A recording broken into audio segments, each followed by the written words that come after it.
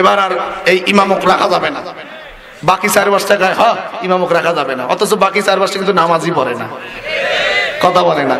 একসাথে বসে ইমামক রাখা যাবে না, কয় কে? কোরআন থেকে কথা বলবে, সে কেন সুদের বিরুদ্ধে ওয়াজ করবে?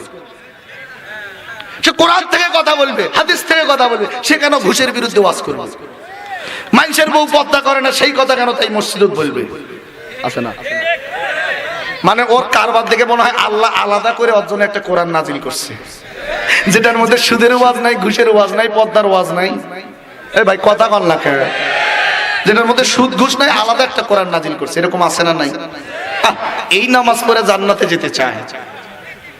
তুমি হজ করিয়া করবা কি, নামাজ পড়িয়া করবা কি, অন্তরেতে থাকে যদি তোমার ভরা শয়তানি। আছে না নাই? এত দুঃখ রাখবো কোথায়, রাখার জায়গা নাই, আমাদেরই কপালেতে শান্তি বুঝি নাই। 5 ওয়াক্ত নামাজ পড়ে কপালে তার দাগ, মক্কায় যায় না মেয়ের আগে লাগায় হাজি সাহেব। চায়ের দোকানে বসে নামাজি টেলিভিশন চায়। আছে না নাই? নামাজ আসরে নামাজ পড়ে যায়, মাথায় টুপি পরে দোকানে গিয়ে ভারতীয় হিন্দি নায়িকার নাচ হচ্ছে, আর বেচারা চা খাচ্ছে আর টিভি দেখতেছে। টুপিটা যে গুলা পকেটে রাখবে এই মুরব্বি নাই। আছে না নাই? চায়ের দোকানে বসে হাজি টেলিভিশন চায়, আবার হিন্দি গানের তালে তালে পা দুটি নাচায়। সুদে ঘুষে জীবন কাটে, সুদে ঘুষে জীবন কাটে। বলবো নাকি? না মন খারাপ করতেছেন? সুদে ঘুষে জীবন কাটে, করে দুর্নীতি, এমন লোক হয় যদি মসজিদের সভাপতি। হক কথা বলতে গেলে মৌলবীর চাকরি নাই, উচিত কথা বলতে গেলে মোল্লার চাকরি নাই, আমাদেরই কপালেতে শান্তি বুঝি নাই। আছে না নাই? একটা ছোট্ট মেসেজ দিয়ে যায়, যেটা প্রতি জায়গায় দেই আমি। এর কারণটা হচ্ছে এই জিনিসটা বাদ দিতে হবে। তা হচ্ছে আমরা সুদারু ঘুষারুকে পছন্দ করি না, অপছন্দ করি, পাপী হিসাবে জানি। অথচ দেখবেন তাদেরকে ধরে ধরে মসজিদ আর মাদ্রাসা কমিটির সভাপতি, সেক্রেটারি, ক্যাশিয়ারের দায়িত্বে বসায় দিই। কি কথা কি বাস্তব না বাস্তব? বাংলাদেশের অধিকাংশ মসজিদ মাদ্রাসাগুলো খোঁজ নিয়ে দেখেন, সভাপতি, সেক্রেটারি, ক্যাশিয়ার যারা দায়িত্বশীল তারা সুদারু ঘুষারু। আরেকজনের দ্বারা প্রস্তাব দেয় সুদখোর ব্যক্তি, এই যা পশ্চিমপুরে মসজিদে প্রস্তাব দিবি শুক্রবার, যাতে করে আমার সভাপতি বানাইলে মসজিদের টাইলস যা লাগে সব দিব। কথা কয় না কেন? অথবা এসি লাগলে এসি দেব। আমরা কই হ্যাঁ হ্যাঁ সলিমউদ্দিন ব্যাপারিক রাখা হোক, সে সব টাইলস দিবে, সব এসি করে দিবে, আমরা রাইখা দিচ্ছি। এই জন্য আমি বলি, আজ থেকে 20-30 বছর পূর্বে মসজিদগুলো ছিল কাঁচা, কিন্তু ইমানগুলো ছিল পাকা। নামাজ পড়েছে, নামাজের তৃপ্তি খুঁজে পেয়েছে। মসজিদের চাল ফুটা ছিল, সংসার বাড়া ছিল, শীতের মধ্যে মাটির মধ্যে সেজদা দিয়েছে, কপালের মধ্যে মাটি ভরছে, বালু ভরছে, অথচ ওই জায়গায় ঢুকছে ইবাদতের জন্য, বের হইতে মন চায় না। খাদেম বেচারা ঘুতায় ঘুতায় বের করে, তাও বের হতে চায় না। আর আজকের যুগের এসি লাগাইছে, টাইলস লাগাইছে, কত সুন্দর ডেকোরেশন, এরপর মসজিদের ভিতর মুসল্লি ঢুকলেই মনটা উরুত ফুরুত করে, কখন বের হওয়া যায়, কার আগে কে দৌড় মেরে প্রতিযোগিতায় ফার্স্ট হতে পারে। এই শেষে যা দেখবেন কার জুতা কে নিয়ে মারে দৌড়। কারণ কি? কারণ তো একটাই, মসজিদটা আমরা করেছি খারাপ নিয়ত নিয়ে, যে আমার মসজিদ হারামখোর, হারাম টাকা হোক, সুদের হোক, ঘুষের হোক, মসজিদ এমন একটা করা লাগবে যাতে এলাকার মধ্যে সবাই বলে না অমুক পাড়ার মসজিদটা হয়েছে খুব বড় মসজিদ। টার্গেটটা হচ্ছে এটা। এজন্য নামাজ পড়ে আজকে তৃপ্তি খুঁজে পাওয়া যাচ্ছে না, ঠিক কিনা? অথচ রাসূল বলেছেন, আহাব্বুল বিলাদি ইলাল্লাহি মাসাজিদুহা ওয়া আবগাদুল বিলাদি ইলাল্লাহি আসওয়াকুহা। আল্লাহর নিকট সবথেকে পবিত্রতম উত্তম স্থানের নাম কি? জোরে বলে। আর সবথেকে নিকৃষ্ট মানের জায়গা? আর একটু জোরে বলে।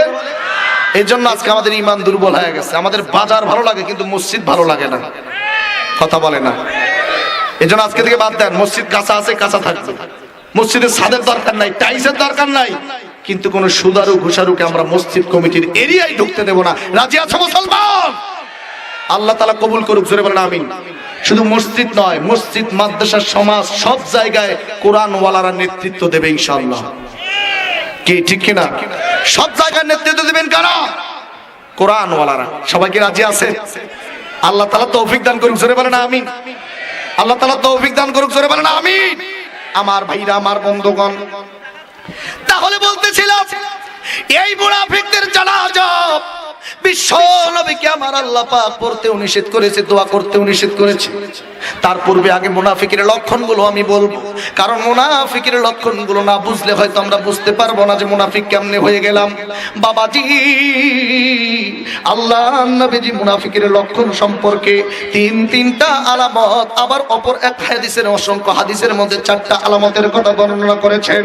আমার ভাইরা, আমার বন্ধুগণ খুব মনোযোগ দেন। আন আব্দুল্লাহ ইবনে ওমর রাদিয়াল্লাহু তাআলা আনহু আনিন নবী সাল্লাল্লাহু আলাইহি ওয়াসাল্লাম ক্বালা আরবা'উ মা কুননা ফীহি কানা মুনাফিকুন।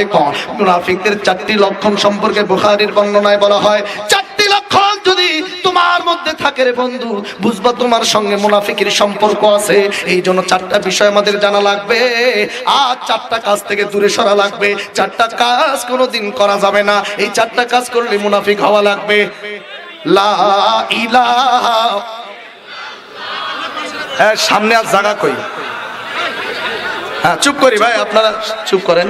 এত সুন্দর পরিবেশটা উপহার দিলেন, এখন শেষের দিকে আইসে আর আওয়াজ না করে একটু চুপচাপ বসেন। বাবুরা তোমরা যাও সাইডে, যা পিছনের দিকে বসো, সামনে আর জায়গা নেই, সামনে আর বসতে দেন না, এইভাবেই থাক ইনশাআল্লাহ। আমার ভাইরা, মুনাফিকের লক্ষণ কয়টা? জোরে কন্যাকে 4টা লক্ষণ। 1 নাম্বার লক্ষণ হচ্ছে মুনাফিক তাদের কাছে কোনো কিছুর আমানত রাখলে তারা নিজের মনে করে খায়া ফেলে, আমানতের খেয়ানত করে। আছে না নাই? কথা বলে না কেন? আমার দেশে বস্তা বাজেট হয় 40, 50, 100, 500, কিন্তু দেয় 100, 400 মাইরে খায়। কথা বলে না? আছে না নাই? আমানতের খেয়ানত করা। আজকে আমানতের খেয়ানত আমাদের সমাজে আছে না নাই? আমানতের খেয়ানত হচ্ছে যেখানে যে ব্যক্তির যোগ্য সেখানে তাকে না রেখে অযোগ্য ব্যক্তিকে ওখানে বসানোই হচ্ছে আমানতের খেয়ানত করা। ঠিক কিনা বলেন? সমাজে একজন নেতৃত্ব দেওয়ার যোগ্য, তার মধ্যে ইসলামিক বিষয় আছে, কোরআন হাদিস সব আছে, সব তার ঠিকঠাক, কিন্তু আমরা তাকে চেয়ারে না বসাইয়া একটা সুদারু ঘষারু মদখোর জুয়াখোর তাকে বসাইলাম, তার মানে এটা আমানতের খেয়ানত, সমাজবাজি করলাম। ঠিক কিনা? এই আমানতের খেয়ানত করা যাবে? আমানতের খেয়ানত করা যাবে না। আপনার ভাইস্তা ছোট, আপনার ভাই মারা গেছে, ভাই ভাইস্তা ছোট, তার যে সম্পদগুলা আপনি চাচা হিসাবে আপনার উপর দায়িত্ব আসছে যে আমানত হিসেবে রাখো, প্রাপ্ত বয়স্ক যারা হবে তারা বয়স হয়ে গেলে পরিপূর্ণ হলে তাদেরকে বুঝিয়ে দাও। আর আমাদের সমাজে কি করবে? ভাই যদি মারা যায়, ভাই ভাইস্তার ধন সম্পদ যা আছে, তার যা হক আছে, সব কিছু জরে বলতে খায়া শেষ।